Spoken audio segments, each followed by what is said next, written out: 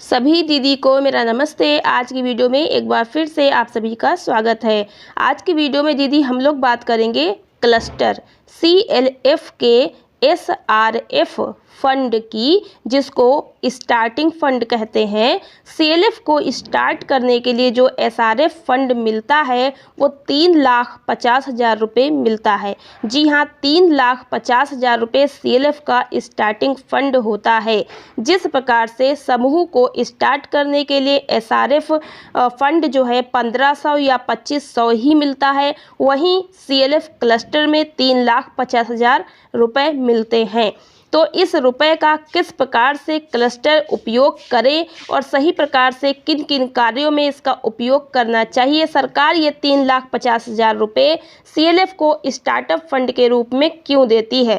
तो दीदी उसके पहले आपको हम यहाँ पर बता दें कि एक व्यूअर ने कमेंट किया है, उनका कमेंट का आंसर देते चलते हैं, फिर आपको ये पूरी प्रोसेस हम आपको पूरी जानकारी बताएंगे।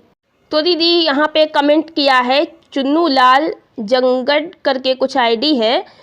इसमें यहाँ पे कमेंट किया गया है, इस पैसे को कितने दिन में पटाना है और कितना कितना पटाना है। दीदी पता नहीं किस तरीके से कमेंट किया था, खूब साफ तरीके से स्पष्ट अपनी बात को नहीं लिखा है। और ये कमेंट इन्होंने उस वीडियो को देखकर किया था जो मैंने पिछली वीडियो अपलोड करी थी कि ग्राम संगठन का जो SRF फंड होता है वो पूरा 75,000 रुपये होता है और वो आवर्ती अनावर्ती व्यय के लिए ग्राम संगठन को दिया जाता है। तो ग्राम संगठन का SRF हो गया 75,000, समूह का हो गया 1500 और CLF का हो गया 3,50,000। तो अगर ग्राम संगठन का SRF के बारे में आपको जानकारी नहीं है, वीडियो नहीं देखी है, तो ऊपर आई बटन में, लास्ट में एंड स्क्रीन पर, नीचे डिस्क्रिप्शन में मिल जाएगी, जरूर देखिएगा। अब इन दीदी ने जो कमेंट किया है तो इन्होंने ये शायद पूछा है कि अगर ग्राम संगठन को 75,000 मिलता है और वो आवर्ती अनावर्ती व्यय के लिए होता है, तो दीदी का प्रश्न ये हो सकता है कि उस पैसे को हम लोग खर्च करेंगे, घटेगा तो कैसे क्या करना होगा।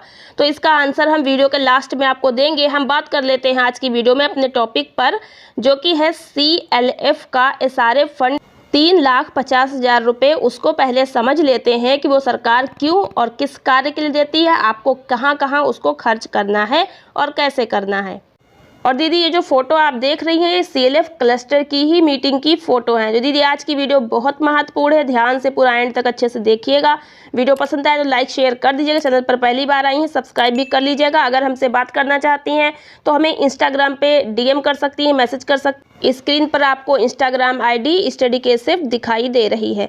चलिए अब बात कर लेते हैं क्लस्टर फेडरेशन का, जो 3,50,000 रुपया SRF का है। तो देखिए ग्राम संगठन की तरह ही यहाँ पर जो है दो भागों में ये व्यय है। पहला है अनावर्ती व्यय, जिसको क्लस्टर फेडरेशन के निर्माण पर एक बार देय होता है, एक बार देय धनराशि है अनावर्ती व्यय, जो क्लस्टर को निर्माण करने पर, गठन करने पर मिलती है। क्लस्टर का गठन हुआ 3 महीने बाद आपको मिल जाएंगे कितना रुपया, 50,000 रुपया एक मुश्त। अब ये 50,000 रुपये जो हैं ये आपको कैसे खर्च करने हैं। जैसे आपका क्लस्टर का गठन हुआ तो क्लस्टर फेडरेशन हेतु आवश्यक सामग्री में, जैसे कि सरकारी कार्यालय भवन प्राप्त होने की दशा में मरम्मत हेतु, जब क्लस्टर का गठन होता है तो सरकार की तरफ से अगर आपको कोई भवन दिया जाता है, कोई स्थान दिया जाता है, सरकारी कार्यालय आदि, जहां पर आपको अपना कार्यालय क्लस्टर का स्थापित करना है, संचालित करना है और वहां टूट फूट आदि को ठीक करवाना, मरम्मत आदि करवाने के लिए, पुताई आदि करवाने के लिए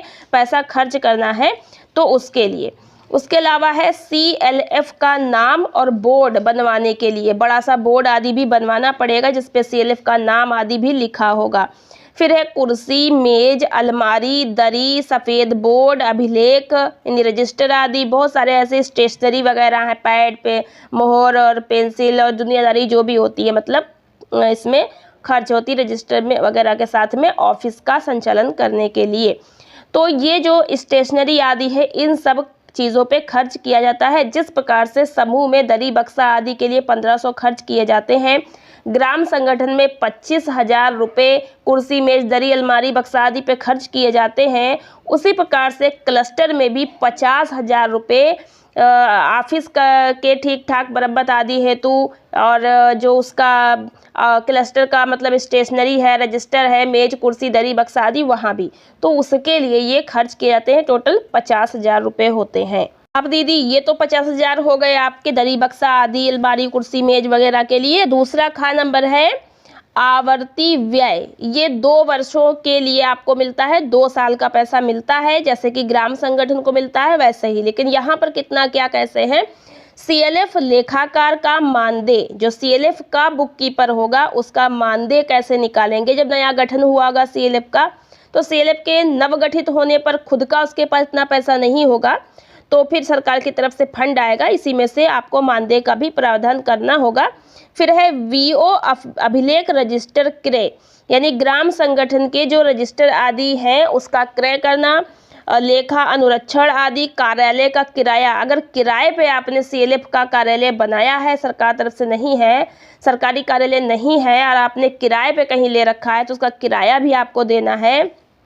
वो हो गया बिजली पानी का बिल आदि, बैठक में जो खर्चा होना है वो, स्टेशनरी या अन्य आवर्ती व्यय आदि हेतु 3 वर्षों के लिए घटते क्रम में, 3 वर्षों के लिए आपको मिलेगा घटते क्रम में। ऊपर 2 वर्ष लिखा है लेकिन यहाँ पे 3 वर्ष लिखा है, तो घटते क्रम में आपको मिलेगा, मतलब सबसे पहले आपको मिलेगा रुपया 1,50,000 प्रथम वर्ष के लिए, फिर मिलेगा रुपया 1,00,000 द्वितीय वर्ष के लिए, फिर मिलेगा रुपया 50,000 तृतीय वर्ष के लिए, यानी 3 साल के लिए है। पहले साल का 1,50,000, दूसरे साल का 1,00,000 और तीसरे साल का 50,000 रुपया एक ही किस्त में आपको दे होगा, यानी हर साल आपको अलग अलग नहीं मिलेगा, तीनों साल का आपको एक साथ ही मिल जाएगा, जो कि टोटल आपका होगा यहाँ पर 3,00,000 रुपये।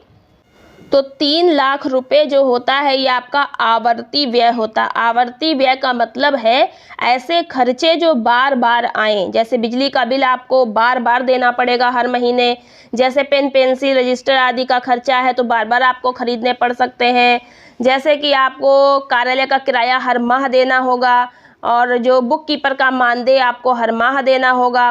तो इस सब कार्यों के लिए आपको 3,00,000 रुपये मिलते हैं। ये आवर्ती व्यय कहलाता है, जो बार बार आता है। और ऊपर का है का नंबर जो था पहले वाला, अनावर्ती व्यय था। ऐसा व्यय जो एक बार ही खर्च करना हो, ठीक है, जो बहुत सालों के बाद भले आ जाए लेकिन एक ही बार आपको खर्च करना है, बार बार उसके लिए आपको पैसा नहीं दिया जाएगा। बार बार अगर आपको आगे चल के 2-3 साल में इसकी आवश्यकता पड़ भी जाए, कोई चीज़ टूट जाती कुर्सी आदि, तब तक आप अपने CLF को इतना सक्षम बनाएं कि आप उस चीज़ की व्यवस्था कर पाएँ। तो टोटल अगर देखा जाए तो आवर्ती व्यय 3,00,000, अनावर्ती व्यय 50,000, तो 3,50,000 रुपया टोटल एक ही बार में आपको SRF के रूप में CLF में दे दिया जाता है।